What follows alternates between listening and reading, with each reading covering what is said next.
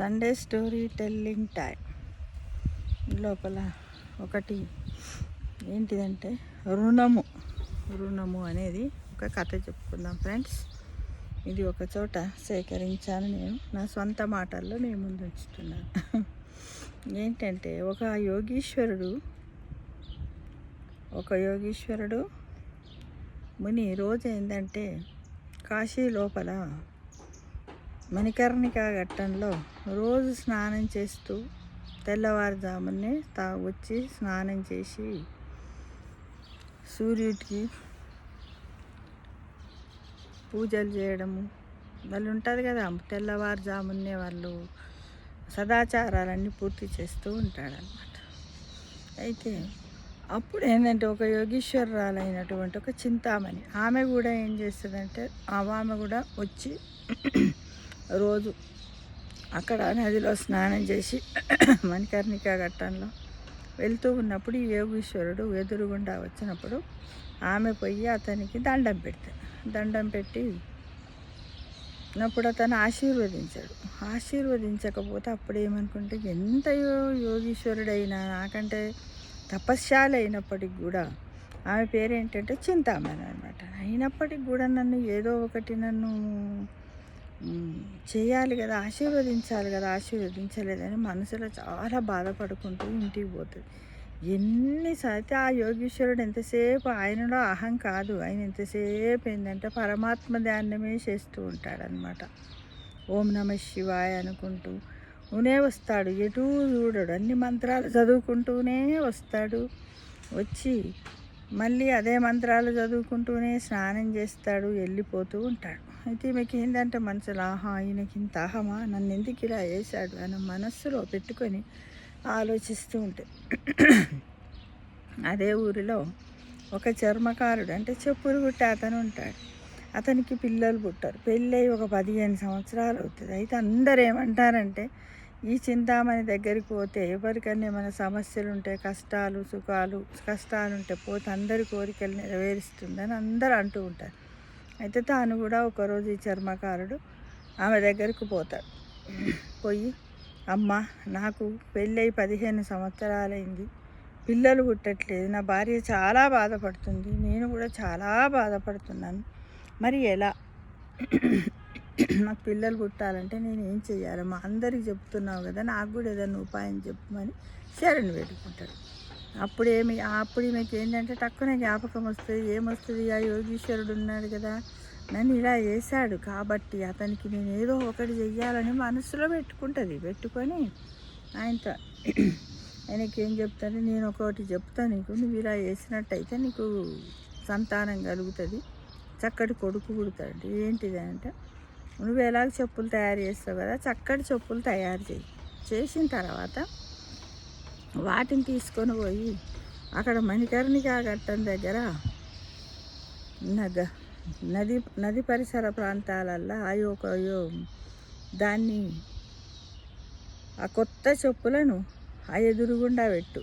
రోజు ఒక యోగీశ్వరుడు అక్కడికి వస్తాడు, పొద్దున్నే ఉదయమే వస్తాడు. వచ్చి పూజ చేసి ఉదయం వస్తాడు, సాయంత్రం వస్తాడు. సూర్యోదయాలలో వచ్చి స్నానం చేసి అక్కడ తన సదాచారాలు పూర్తి చేసుకుంటాడు కదా. అందు గురించి నువ్వు కూడా ఏంటంటే పెట్టి ఎదురుగుండా ఉండకు, ఒక పొద చాటున ఉన్నట్టయితే ఆయన ఒకవేళ ఆ చెప్పులు దొడుక్కుంటే నీకు తప్పకుండా కొడుకు పుడతాడు, చక్కటి కొడుకు పుడతాడు అని చెప్తే, అయితే ఇలా తెస్తాడు పెడతాడు. అయినప్పటికీ కూడా ఆయన ఏం చేస్తాడంటే చాలాసార్లు చూస్తూ ఉంటాడు, కానీ ఏంటో ఎవరు పెట్టారో అనుకుంటుంటాడు. తన పదేందో తను పట్టించుకోకుండానే వెళ్ళిపోతూ ఉంటాడు.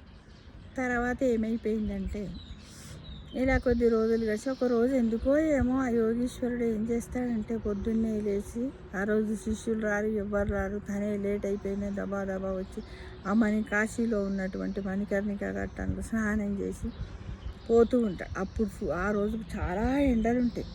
అయితే ఆ నది పరిసరాల్లో ఉన్నటువంటి ఇసుక చాలా కాళ్ళు కాలుతుంటాయి. చెప్పులు మర్చిపోయిస్తాడు. అయ్యో, ఒక శిష్యుడు కూడా లేడే, నేను ఆశ్రమానికి ఎలా చేరుతాను అనే తపనతో ఉండి ఆ వేడిని భరించలేక అటు చూసేసరికి అరే ఎదురుగుండానే కనపడుతున్నాయి కొత్త చెప్పులే. బహుశా ఎవరైనా చెప్పుల దుకాణం ఉందేమో, అందుకే ఇక్కడ వదిలేసిపోయినట్టున్నారు. పర్వాలేదు, ఈ దుకాణం ఎవరో తెలుసుకొని వాళ్ళకు పైసలు ఇద్దాంలే. అయినా నేను ఈ చెప్పులను అపహరించినట్టు కాదు కదా, నాకేమి శాపం ఉండదు కదా అని మనస్సులో ఆలోచించి ఆయన ఏం చేశాడంటే చెప్పులు వేసుకొని ఆయనతో ఆశ్రమానికి పోయిన తర్వాత శిష్యులను పిలిచి జరిగిన విషయం అంతా చెప్పిండు. ఇట్లా అడుక్కొని వచ్చాను, వాళ్ళు ఎవరో కొంచెం కనుక్కోండి, మనం వాళ్ళకి చెప్పులకు పైసలు ఇస్తే నేను రుణం తీర్చుకున్నట్టు అవుతుంది, ఇట్లా దొంగిలించినట్టు కాదంటారు. మనం కూడా చాలామందిని చూడండి, గుడి దగ్గరికి పోతే ఎప్పుడన్నా చెప్పులు పోతే మనము వేరేటోళ్ళ చెప్పులు తొడుక్కో, మన కాలు కాలినా పర్వాలేదు, కానీ మన చెప్పులు పోయినా వేరేటోళ్ళు తొడుక్కోం, అక్కడ వదిలేసే వస్తాం ఫ్రెండ్స్ కదా. అయితే ఈ చెప్పులు అనేది, రుణము అనేది ఎప్పుడు కూడా మనం ఎవ్వరిని తొడుక్కోము. మామూలుగా కూడా వస్తాడు, వచ్చి ఆయనతో ఉంటాడు. నాకు ఆయన రోజు పొదల చాటున చూస్తున్నాడు కదా, ఎందుకొరకు చూస్తున్నాడు, తనకు సంతానం కలగాలి కాబట్టి రోజు అక్కడ పెడుతున్నాడు. ఈ స్వామీజీ స్నానం చేసి వెళ్ళిపోగానే మళ్ళీ తీసుకుపోతున్నాడు. మళ్ళీ వచ్చే టైంకి ఇలా రోజు చేస్తా. ఆ రోజు స్వామీజీ దొరక్కపోయింది చూసి ఈ యోగీశ్వరరావు చింతామణి దగ్గరికి వచ్చాడు. ఆమె పేరు చింతామణి అనమాట. వచ్చి ఆమెకి జరిగిన విషయం అంతా చెప్తాడు. చెప్తే ఆమె ఏమంటుందంటే, ఇంకా నువ్వు ఈ విషయం ఎవ్వరికి చెప్పకు, ఎవ్వరికి అంటే నీకు నాకు తప్ప ఎవ్వరికి కూడా తెలియదు, తెలిస్తే నీకు పిల్లలు పుట్టరు, కాబట్టి ఇది ఎవ్వరు చెప్పకుండా నువ్వు దీన్ని రహస్యంగానే ఉంచమని చెప్తే సరే అంటాడు. ఇట్లానే ఉంటాడు. అయితే పోయి ఏమైపోతుంది, యోగీశ్వరికి రోజు బాధ అవుతుంది. ఏంటి అసలు ఎవ్వరు దొరుకుతుంది, చెప్పులు ఎవరు తయారు చేసి వాళ్ళకి పైసలు ఇవ్వాలి, నేను వాళ్ళ రుణం తీర్చుకోవాలని అనుకుంటూ ఉంటాడు. అసలే ఇలా అయిపోతుంది ఏంటని ఆలోచించి మదన పడుకుంటా ఒకరోజు వాళ్ళకి ఏం చెప్తాడంటే, పరాకాయ అంటే ఏంటంటే ఈ యోగులకు ఒకటి శక్తి ఉంటుంది. ఏముంటుంది అంటే వాళ్ళు కొద్ది రోజులు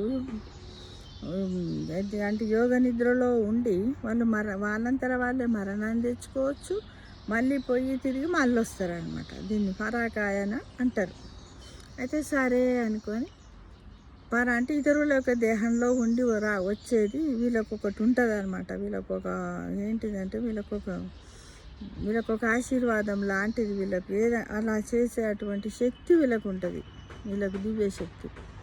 అయితే శిష్యులందరినీ పిలిచి ఏం చెప్తా అంటే, చూడండి నేను లోపలనే ఉంటాను, నేను పరాకాయలోకి వెళ్ళిపోతున్నా, ఇగో నేను గట్టిగా లోపల డోర్ పెట్టుకుంటే మీరు కూడా బయట డోర్ పెట్టుండి తాళం వేయండి. వేసి ఎవరైనా అడిగితే ఎక్కడ పోయిండు అని ఎవరైనా అడిగితే మీరు ఏం చెప్తారు, యాత్రలకు పోయిండు అని చెప్పండి అని చెప్తారు. చెప్పినాక ఆయన పరాకాయన నొందితే ఏమవుతుందంటే ఆయన ఆత్మ బయటకు రాగానే ఆ చెప్పులలో పుట్టిన వాళ్ళు ఏందో ఆయనకు తెలిసే దివ్యశక్తి ఆయన దగ్గర ఉంటుంది.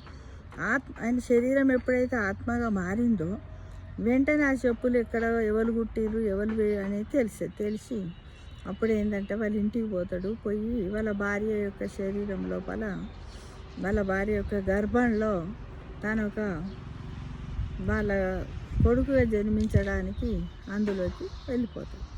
కొద్ది రోజులైతే పోయి వెంటనే ఏం చేస్తాడు, కొద్ది రోజులకు ఎవరు ఈ చర్మకారుడు ఉరికిపోయి చింతామణి చెప్తాడు, అమ్మ నువ్వు ఎంత మంచి సాయం చేసినావమ్మా, మా భార్య నీళ్ళు పోసుకుంది, గర్భవతి అయ్యింది అని చెప్తా. నీళ్ళేంది రోజు చేయదా అని అంటే, కాదమ్మా ఇలా అయిందంటే ఆమె కూడా ఏంటి అసలు ఇలా చేసి ఇలా అట్టెట్లయితుంది, అట్లా జరిగిందా అనుకొని ఈమె కూడా యోగీశ్వరుండి ఆశ్రమం దగ్గరికి పోయి అడిగితే అక్కడ శిష్యులు ఉంటారు. ఎటు పోయిండు స్వామీజీ అంటే, దేశ పర్యటనకు పోయింది, లేడి యాత్రలకు పోయింది అని చెప్తే, ఎన్ని రోజులుగా మనిస్తుంది ఆమె లేడని చెప్తే లేదు ఆయన ఇలా తప్పు చేయకూడదు కదా యోగీశ్వరుడు, ఆయన తప్పు చేశాడు కాబట్టి అసలు దివ్య దృష్టితోటి తన విషయాన్ని తెలుసుకొని ఆత్మహత్య చేసుకున్నాడేమో అని అనుకుంటుంది, బాధపడుతుంది.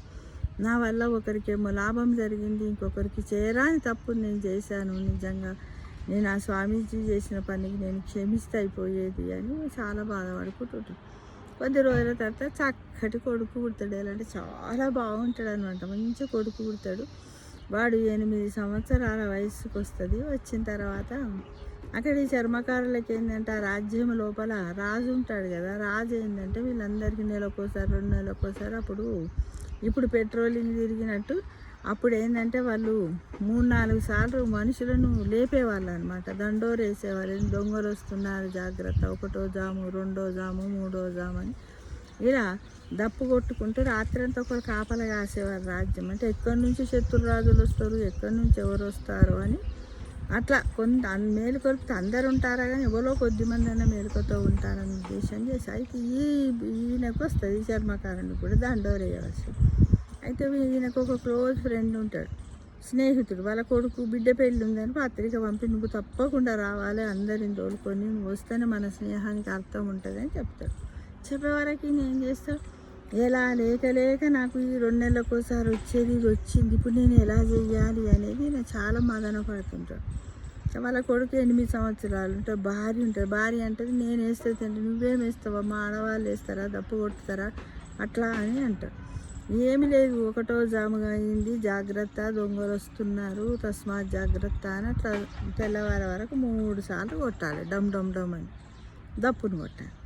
అనగానే వాళ్ళ కొడుకు ఏం చేస్తాడంటే కొడుకు చాలా యోగీశ్వరుడు కదా, అందుకోసము ఎందుకు నాన్న ఆడవాళ్ళు కొట్టొద్దని అంటున్నావు కదా, నేనేమో దప్పేసుకుంటా, అమ్మనేమో గల్లీలు వీధులన్నీ చూపిస్తుంది ఎక్కడెక్కడ కొట్టాలా ఏందని. నువ్వు నీ స్నేహం గొప్పది కదా నాన్న, నువ్వు పెళ్ళికి పోమ్మని చెప్పి ఆయనతో తల్లి కొడుకులు ఇద్దరు కలిసి ఏం చక్కగా దండోరు వేయడానికి పోతాడు. పోయినప్పుడు ఈయన ఏం చెప్తాడంటే పోతాడు, తల్లి చూపిస్తుంటుంది, కొడుతుంటాడు. అయితే వాళ్ళ నాన్ననేమో అలా చెప్పేది, ఏం చెప్పేది, దొంగలు వస్తారు జాగ్రత్త, మీరందరూ మేలుకోండి అని వాళ్ళ తండ్రి చెప్పేటాడు. ఈయనేం చెప్తున్నాడు తెలుసా, జనన మరణాలు ఇవన్నీ ఉన్నాయి, జననము మరణం ఉన్నది, పిల్లలు ఉన్నారు, కానీ మన ఆయుష్ తగ్గిపోతుంది, మీరు దాన్ని గమనించుకుంటూ లేరు, తస్మాత్ జాగ్రత్త అనుకుంటూ ఇలా చెప్తాడు. తల్లి తండ్రి అందరూ ఉంటారు, సమయం వచ్చేసరికి వాళ్ళు పోతారు, తస్మాత్ జాగ్రత్త అని ఒక సంస్కృత శ్లోకాన్ని చదువుతాడు అనమాట.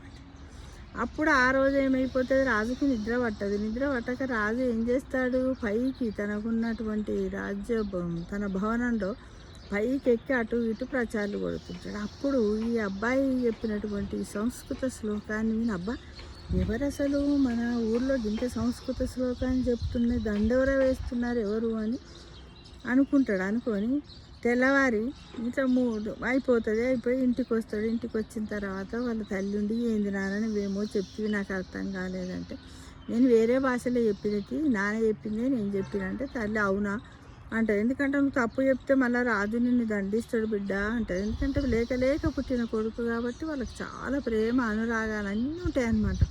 కొడుకు ఏం జరగొద్దు అని ఉంటాయి. అయితే ఈ చింతామణి ఏం చెప్తుందంటే ఆ పిల్లోడు పెద్దగా అయిన తర్వాత ఏమన్నా పైసలు సంపాదించి ఇస్తే మీరు వాటిని ముట్టుకుంటే వాడు చనిపోతాడు. ఎప్పుడు కూడా వాడి సంపాదన మీరు తినొద్దని చెప్తాడు. వాడు ఎన్నన్నా పోయి ఏదైనా పని చేసి ఏదైనా సంపాదించమో వద్దు నాన్న నువ్వే ఖర్చు పెట్టుకో నువ్వే ఉండటం, వానికి పైసలు ముట్టుకోరు, వాని పైసలు తినకుండా ఎంతసేపు వీళ్ళు ప్రేమగానే చూస్తారు, వీళ్ళ సంపాదన పెడతారు అంతా. అక్కడ ఆయన యోగీశ్వర రూపంలో ఉన్నాడుగా స్వామీజీ ఏమనుకుంటా అంటే నా డబ్బు ఎప్పుడైతే వీళ్ళు తింటారో ఆ చెప్పుల రుణం తీరిపోతుంది, నేను వెళ్ళిపోతా అని చూస్తాడు. అస్సలు జరగని పని అయితే ఇక ఈ రాజు ఇదంతా విన్న తర్వాత తెల్లవారి భటులను తోలిచ్చి ఎవరు వాళ్ళని తెలుసుకుంటే ఎవరు లేరు, ఫలానా చర్మకారుని కొడుకే ఇట్లా అని చెప్తే పిలుస్తారు. పిలువంగానే తను రమ్మంటుండు రాజు మీ కొడుకుని తోలుకొని అనగానే భయపడతాడు. ఎందుకంటే అరే మా వాడే కదా దండోర వేసింది, ఏమన్నా తప్పేశాడా ఏంది దండిస్తాడో ఏమని తల్లి భయపడి అయ్యో అంటే ఏం కాదు నేను వస్తాను, నేనేం తప్పు చెప్పలేదు నాన్న, నువ్వు చెప్పిందే నేను చెప్పినా అదే చేసినా అంటాడు ధైర్యంగా. అన్నాక తోలుకొని పోతారు. పోయిన తర్వాత ఈ చర్మకారుని కొడుకు పోతుంటేనే రాజు ఆ సభలో కూర్చుంటాడు కదా, లేచి వచ్చి కౌగలించుకొని ఎంతో గౌరవ మర్యాదలతో ఆహ్వానించి అక్కడికి తోలుకపోతాడు. అందరు సభలో ఉన్న వాళ్ళందరూ నీ చేష్టలో ఏంటిగా చర్మకారుని కొడుకును రాజు కాగలించుకోవడం ఏంటిది అని వాళ్ళు అనుకుంటారు. ఈ రాజు ఏం చేస్తాడంటే నువ్వు చక్కటి విషయాలను సందేశంగా చెప్పావు కాబట్టి నీకు నవరత్న ఆభరణాలను నేను నీకు బహుమతిగా ఇస్తున్నా అని చెప్తారు. చెప్తే ఈయన ఏమంటాడంటే నాకు ఏమొద్దు, నేను తీసుకోను, అవేంటో మా నాన్న వాళ్ళకి ఇయ్యండి అంటాడు. అంటే వాళ్ళ నాన్న ఏంటంటే అవి ముట్టుకుంటే కొడుకు చనిపోతాడు. ఆ విషయం చింతామణి వీళ్ళకి చెప్పింది కదా. చాలా బాధలు ఉంటాడు. ఉండి తండ్రి ఏం చేస్తాడు, అమ్మో వద్దు నేను తీసుకోను అని అంటాడు. అంటే సరే మరి నవరత్నాలు నా పిల్లోడు మోయలేకపోతున్నా ఒక బట్టని ఇస్తాడు, తోలిస్తాడు, బట్టుడు తీసుకొని పోతాడు. పోయిన తర్వాత తెల్లారి మరుసటి రోజు అక్కడ అన్నీ ఎందుకో ఎక్కడిదో అగ్ని వల్ల దహించుకొని వాళ్ళు ఉన్న వాడకట్లో అన్ని గుడిసెలు అన్నీ కాలిపోతుంటాయి అన్నమాట. నవరత్నాల గంప కూడా ఉంటాయి. అప్పుడు అందరు ఏం చేస్తారంటే ఇల్లు కాల్ చేసుకుంటారు. పక్క ఇల్లు అటుకెళ్ళి అంటుకుంటుంటే కొన్ని దినుసులు తీసి బయట పెట్టుకుంటున్నప్పుడు తండ్రి ఏం చేస్తాడు, అన్నీ తీసుకొస్తుంటే ఈ కొడుకు కూడా పోయి సాయం చేస్తాడు. సాయం చేసేటప్పుడు ఈ నవరత్నాల గంప కూడా తల్లిదండ్రులకు ఇస్తాడు. ఇచ్చిన వెంటనే ఏమైపోతుంది, అదే గృహం లోపల ఒకటి దులము మీద పడి ఆయనతో ఈ అబ్బాయి చనిపోతాడు. చనిపోగానే ఏమైపోయింది, ఈయన ఒక ఆత్మగా మారింది. ఈ ఆత్మ మళ్ళీ ఏడికి వచ్చింది, తన ఆశ్రమానికి వచ్చింది. ఆశ్రమానికి వచ్చి లోపలికి వచ్చి దెబ్బ డోర్లు కొడతారు. డోర్లు కొట్టంగానే ఆయనతో ఏమైంది, వాళ్ళు శిష్యులు తీస్తారు. తీసిన వెంటనే తన రుణాన్ని ఈ విధంగా తీర్చుకోగలిగిండు. తన రుణాన్ని ఈ విధంగా తీర్చుకోగలిగిండు అన్నమాట. ఎవరు? యోగీశ్వరుడు. అంటే మనము చూడండి, ఎవరి అయినా చెప్పులను మనము దొంగిలించినట్టయితే మనము వాళ్ళకు రుణపడి ఉంటామనేది కథ ద్వారా తెలుసుకోవాలి. ఇక తల్లిదండ్రులు ఏంది, అంతకుముందు కొడుకు పుట్టిన సంతోషంగా ఉన్నారు, కొడుకు వాళ్ళు చూస్తున్నాక కాలిపోయిందని వాళ్ళు చాలా బాధగా ఉన్నారు. అంటే మనము చేసిన కర్మకు ఫలాన్ని మనము ఆశించి ఆ కర్మ ఫలితానికి ఆ కర్మను మనం తెచ్చుకోవాల్సినటువంటిది ఉన్నదని ఇక్కడ సేకరించినటువంటి ఇది పురాణ కథలలోనే ఉన్నది. ఇది మార్కండేయ పురాణంలో ఉంది. నా సొంత భాషలో కొంతవరకు పురాణాన్ని విని ఈ రూపంలో కథ చెప్పాను ఫ్రెండ్స్. అంటే ఇతరుల వస్తువులను మనం ఎప్పుడు కూడా వాడుకోరాదు, వాటిని మనం దొంగిలించకూడదు. దొంగిలించినట్టయితే మనం వాళ్ళకు రుణపడి ఉంటామన్న విషయాన్ని కథ ద్వారా తెలుసుకున్నాం ఫ్రెండ్స్. సర్వే జన సుఖినో భవ.